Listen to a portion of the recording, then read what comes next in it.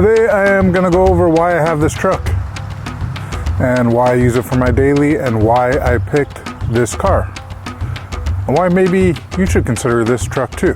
So I purchased this truck back in 2020. So this truck is a 2018 Nissan Frontier SV 4-door crew cab, extended cab, I don't know what the hell it's called. Some kind of cab. I put a lot of thought on what kind of vehicle I wanted to get for my daily driver. And this hit all the check marks that I needed. So when I purchased it, it had 23,000 miles. So it still had some time left on the warranty too, which the warranty is already gone on that. The car has 120,000 miles right now. I paid about $18,500, I believe it was, out the door for the truck. And then I had a trade-in, and I got about $5,000 for the trade-in, so it brought it to around $13,000. So why would I buy a Frontier? Why not buy a full-size truck or a Toyota Tacoma or Chevy S10 or Silverado or whatever they make?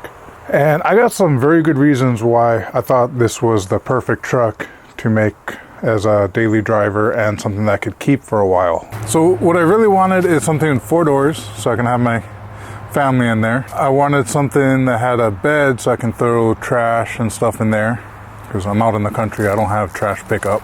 I wanted something that wasn't going to be very old. 2018 at the time I was only 2 years old.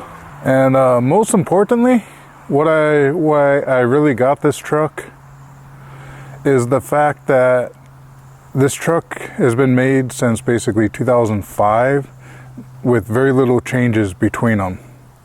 So I knew if something goes wrong with this truck, I can get parts for it.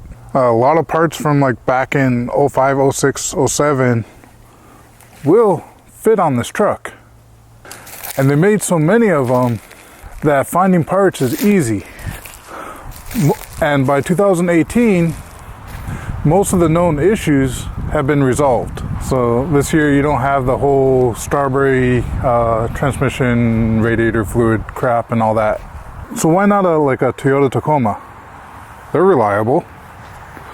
You can get parts from them. They made them for a decent amount of time.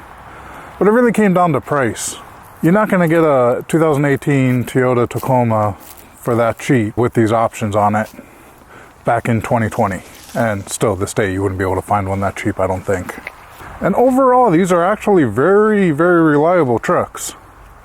I actually haven't had a single issue with this truck except for the window switch.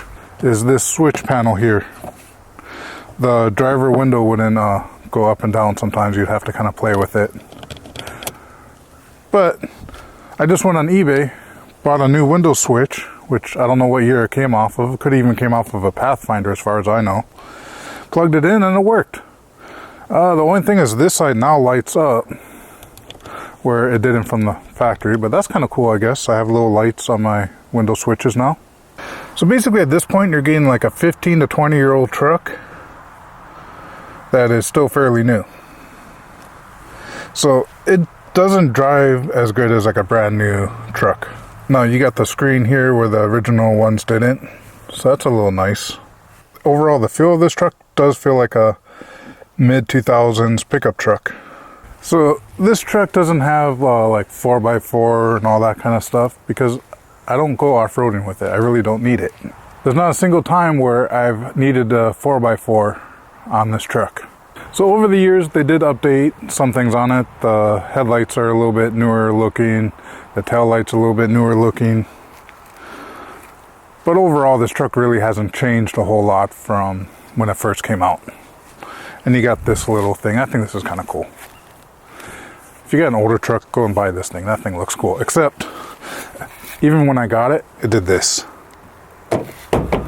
But that's fine. We're going to pretend we didn't see that. This truck was a rental truck at one time, which is fine with me. It doesn't bother me. I wasn't looking for a perfect vehicle. But overall, I mean, the condition looked great. Ran well. Still runs well. Right now it's a little dirty. Did get a couple of dents and dings on it since I've got it. And I'm walking in circles. Got a little ding there. I'm not sure where that came from. Little ding right here. I'm not sure where that came from. Overall, the truck's in great condition. Now I need to wash it and wax it and stuff like that because it is dirty. Very dirty. But trucks are supposed to be dirty, right? Yeah. It's not a pavement princess, even though it only sees pavement 99.2% of the time. Another cool thing with the Nissan is access to the factory service manual. I believe Nissan has one of the best factory service manuals I've seen, as far as wiring diagrams anyway.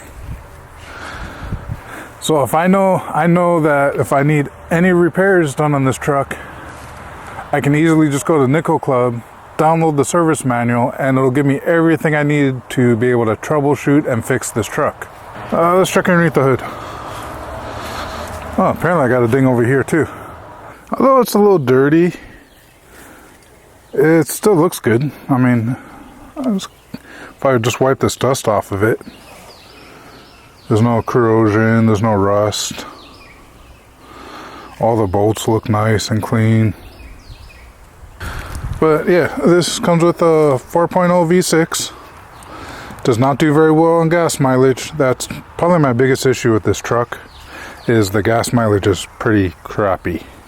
Like when I go to tow a car, I don't know, it doesn't struggle, but it feels like I have to press the gas pedal a lot more than what I should.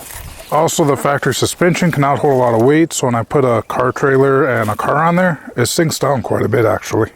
So yeah, I would have loved to get like a Pro X4 or something like that. But this does everything I need. It's a great daily driver.